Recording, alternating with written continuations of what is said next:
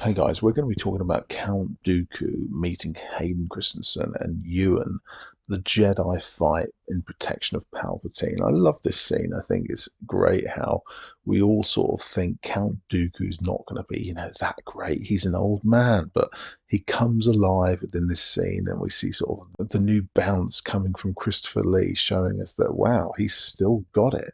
We've got to, bear in mind that Dooku has such a history with Palpatine, that he served as head of state, during the Clone Wars, and he was the second apprentice of Darth Sidious, so he's got that relationship with Palpatine. I always found it a bit weird because Palpatine sat there pretending that he's innocent, knowing damn well who Dooku is. They've done so much treachery together, and yet, here he is sat in his chair with his pretend handcuffs on, being really sorry for himself. We see the little sort of hints of the Emperor spitting out of him. And I think I love the way Ian McDiarmid does that. He's sort of like playing the two sides to Palpatine and Sidious there, as well as the Chancellor. And, the way Hayden Christensen sort of commands this scene with Dooku, how he takes control, his sort of, desire to show Dooku, what he's made of, and sort of proving to himself that he can be the master that he wants to be. And Dooku senses that anger, obviously, because he is that person as well. And Hayden obviously senses that, knowing that, it probably sort of annoys him. And you can see that during the fight. It's like, I'm not you, but deep down he does actually know that he is going to become him. And it's sort of like that resistance of the fight, knowing that he's sort of facing his own reality by looking at Dooku, and by sort of Palpatine egging him on, saying, eliminate him basically, because he's going to remind you of your future.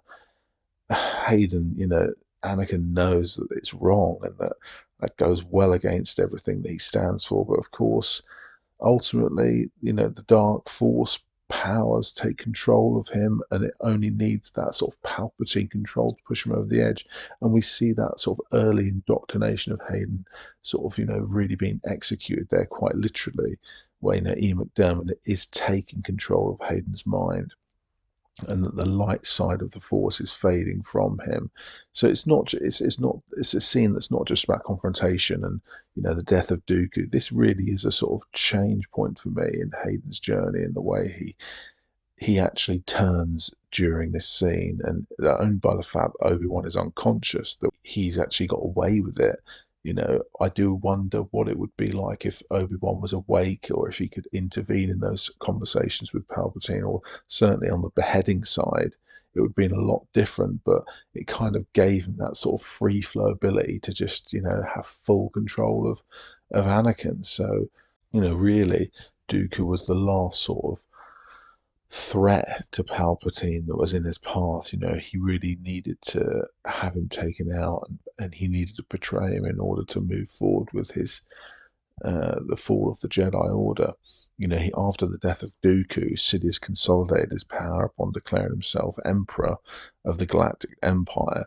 And now that Dooku was dead, he succeeded